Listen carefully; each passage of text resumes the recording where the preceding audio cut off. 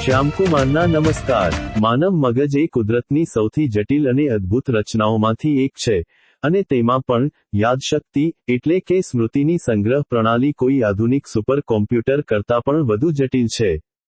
સામાન્ય રીતે આપણને એવું લાગે છે કે આપણી બધી યાદો મગજની કોઈ એક ચોક્કસ જગ્યાએ ફાઇલની જેમ સંગ્રહિત થતી હશે, પરંતુ વિજ્ઞાન દર્શાવે છે કે યાદશક્તિ મગજના કોઈ એક ભાગમાં નહીં, પરંતુ તેના જુદા જુદા હિસ્સાઓમાં એક નેટવર્ક સ્વરૂપે વહેંચાયેલી હોય છે।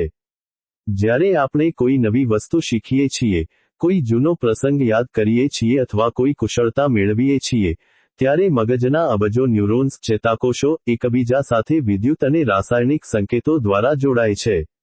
આ જોડાણોને વૈજ્ઞાનિક ભાષામાં સાયનેપ્સ કહેવામાં આવે છે, અને આ ન્યુરોનલ નેટવર્ક જ આપણી યાદશક્તિનો અસલી સંગ્રહ સ્થાન છે। મગજમાં યાદશક્તિ ક્યાં અને કેવી રીતે સંગ્રહાય છે તે સમજવા માટે આપણે મગજના મુખ્ય 4 ભાગો અને તેમની ભૂમિકાને વિગતવાર સમજવી પડે, જેમાં હિપ્પોકેમ્પસ, સેરેબ્રલ કોર્ટેક્સ, એમિગડલા અને સેરેબેલમનો સમાવેશ થાય છે। આ તમામ ભાગો અલગ અલગ પ્રકારની યાદોને સાચવવાનું અને તેને જરૂર પડે ત્યારે બહાર લાવવાનું કામ કરે છે। યાદશક્તિના સંચાલનમાં સૌથી મહત્વનો ભાગ, હિપ્પોકેમ્પસ, ભજવે છે, જે મગજની અંદર આવેલો દરિયાઈ ઘોડા, સી હોર્સ આકારનો એક નાનો ભાગ છે। હિપ્પોકેમ્પસ મુખ્યત્વે આપણી ટૂંકા ગાળાની યાદશક્તિને લાંબા ગાળાની યાદશક્તિમાં રૂપાંતરિત કરવાનું કામ કરે છે। જ્યારે આપણે દિવસ દરમિયાન કોઈ નવી માહિતી મેળવીએ છીએ, જેમ કે કોઈ વ્યક્તિનું નામ, નવો ફોન નંબર અથવા કોઈ પુસ્તકમાંથી વાંચેલી વિગત, ત્યારે તે સૌપ્રથમ હિપ્પોકેમ્પસમાં પ્રોસેસ થાય છે। જો કે, હિપ્પોકેમ્પસ પોતે યાદોનો કાયમી સંગ્રહ કરતું નથી, પરંતુ તે એક વચગાળાના સ્ટેશન અથવા પ્રોસેસર તરીકે કામ કરે છે। તે નક્કી કરે છે કે કઈ માહિતી લાંબા સમય સુધી સાચવવા જેવી છે અને કઈ ભૂલી જવા જેવી છે। રાત્રે જ્યારે આપણે ઊંડી ઊંઘમાં હોઈએ છીએ, ત્યારે હિપ્પોકેમ્પસ આ બધી મહત્વની વિગતોને મગજના કાયમી સંગ્રહસ્થાન તરફ મોકલે છે, જેને વૈજ્ઞાનિકો યાદોનું એકત્રીકરણ અથવા મેમરી કન્સોલિડેશન કહે છે। જો કોઈ કારણસર હિપ્પોકેમ્પસને નુકસાન થાય, તો વ્યક્તિ નવી યાદો બનાવી શકતી નથી, જેને તબીબી ભાષામાં એન્ટેરોગ્રેડ એમ્નેશિયા કહેવામાં આવે છે। એકવાર હિપ્પોકેમ્પસ માહિતીને લાંબા ગાળાની યાદશક્તિમાં ફેરવી દે, પછી તે સેરેબ્રલ કોર્ટેક્સ માં કાયમી ધોરણે સંગ્રહિત થાય છે। સેરેબ્રલ કોર્ટેક્સ એ મગજનો સૌથી મોટો બહારનો ભાગ છે જે કરચલીઓવાળો દેખાય છે।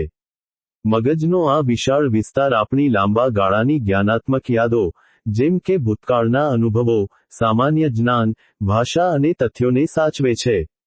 રસપ્રદ વાત એ છે કે સેરેબ્રલ કોર્ટેક્સમાં પણ યાદોને અલગ અલગ વિભાગોમાં વહેંચવામાં આવે છે। ઉદાહરણ તરીકે, આપણે જે દ્રશ્યો જોઈએ છીએ તેની યાદો વિઝ્યુઅલ કોર્ટેક્સમાં સાચવવામાં આવે છે, જ્યારે આપણે સાંભળેલા અવાજો અથવા સંગીતની યાદો ઓડિટરી કોર્ટેક્સમાં સંગ્રહિત થાય છે। આ જ કારણે જ્યારે આપણે કોઈ જૂનું ગીત સાંભળીએ છીએ, ત્યારે તેની સાથે જોડાયેલા દ્રશ્યો કે વ્યક્તિ આપોઆપ યાદ આવી જાય છે, કારણ કે મગજના આ અલગ અલગ ભાગો એકબીજા સાથે મજબૂત રીતે જોડાયેલા હોય છે। આપણી ભાવનાત્મક યાદો, જેમ કે કોઈ મોટો ડર, ખુશીની ક્ષણો કે આઘાતજનક પ્રસંગોના સંગ્રહ માટે મગજનો અન્ય એક ભાગ જવાબદાર છે જેને એમિગડલા કહેવામાં આવે છે। આ બદામ આકારની નાની રચના મગજની અંદર હિપ્પોકેમ્પસની બિલકુલ નજીક આવેલી હોય છે। એમિગડલા યાદો સાથે લાગણીઓને જોડવાનું કામ કરે છે।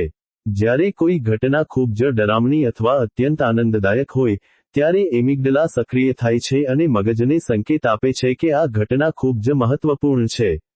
આથી જ આપણને બાળપણમાં લાગેલો કોઈ મોટો આઘાત અથવા જિંદગીનો સૌથી મોટો પુરસ્કાર મેળવવાની ક્ષણ આજીવન આબેહૂબ યાદ રહે છે। એમિગડલા ભાવનાત્મક રીતે મજબૂત યાદોને વધુ તીવ્રતાથી કોતરી દે છે જેથી ભવિષ્યમાં સમાન જોખમોથી બચી શકાય।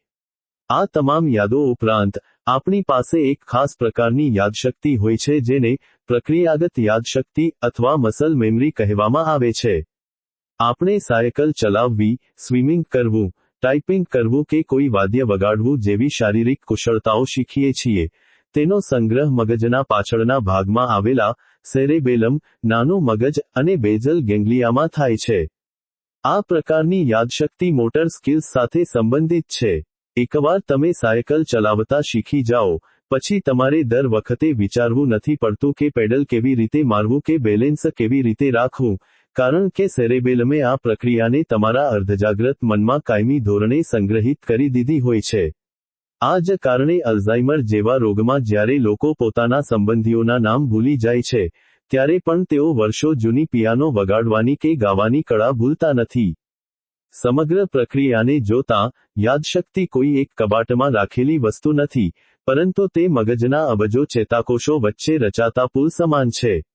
જ્યારે આપણે કોઈ જૂની વાત યાદ કરીએ છીએ, ત્યારે મગજ તે ઘટના સાથે જોડાયેલા તમામ ન્યુરોન્સને ફરીથી સક્રિય કરે છે અને દ્રશ્ય, અવાજ અને લાગણીઓને ભેગી કરીને આખી યાદ આપણી સમક્ષ રજૂ કરે છે. આમ, માનવ મગજમાં યાદશક્તિ હિપ્પોકેમ્પસ, સેરેબ્રલ કોર્ટેક્સ, એમિગડલા અને સેરેબેલમ જેવા વિવિધ અંગોના અદ્ભુત તાલમેલ દ્વારા સમગ્ર મગજના ન્યુરોનલ નેટવર્કમાં સંગ્રહાયેલી રહે છે.